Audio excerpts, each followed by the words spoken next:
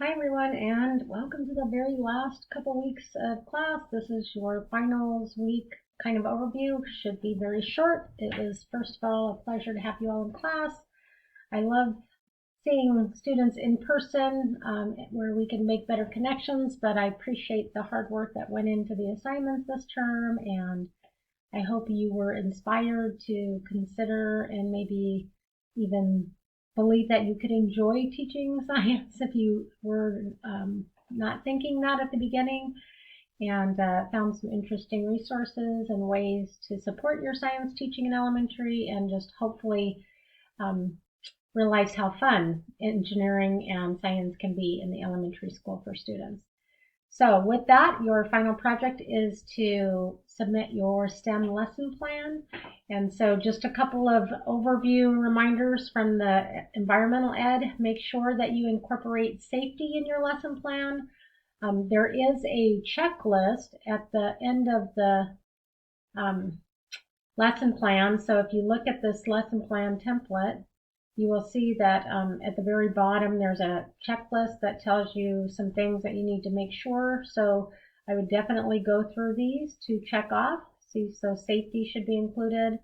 Another area that I saw I didn't actually mark down from, but thinking about this pre-assessment, you did that misconception study and you got to see lots of Page-Keeley probes that aligned with those. So many of you came up with ideas to just like ask questions or have a discussion or try to get your students to talk about what they know, but it is helpful to have a little more structure, and especially with the questions, making sure you're asking questions that will elicit students' thinking and descriptions of their thinking so you can see where their misconceptions are. So for your STEM lesson, try to make sure you either find a Page-Keeley probe that would be appropriate, or you design one that's similar to a Page-Keeley probe, something that you would get individual student feedback on and you can use to help guide your lesson. The other thing is a lot of you included academic vocabulary, but think about strategies that you could incorporate to teach the language, like students practice in groups using a word wall where the vocabulary is accessible, or maybe they write down words that are unfamiliar in their science notebooks as they read materials, like if they're reading a trade book, and then the group defines or the class defines them as they go. Things like that. Using sentence frames, those are all academic language strategies.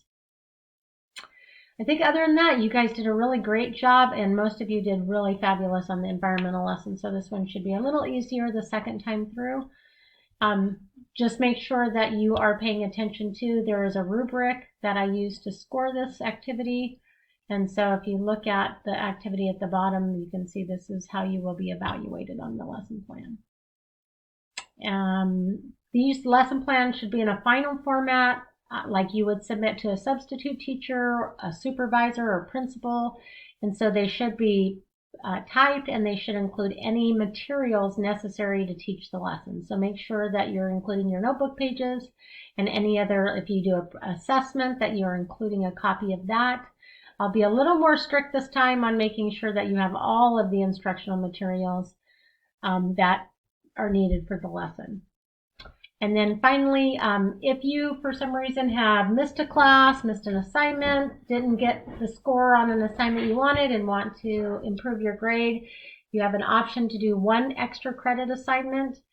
You can choose from these 3 projects and complete them. These need to be emailed to me if you are going to get extra credit for them, and I believe they are each worth, I think it says in here, I think they're each worth 10 points. So this one's about using plants and animals in your classroom, and they're not, they will take a little bit of time, a couple hours probably, but they could easily be used to make up work that you might have missed. So that's it for Ed325 for the term. Again, I hope you enjoyed learning about teaching science in elementary and that you've been inspired to try to incorporate it in your classroom. And I hope to see you all in another class soon. Have a good winter, or sorry, good spring break.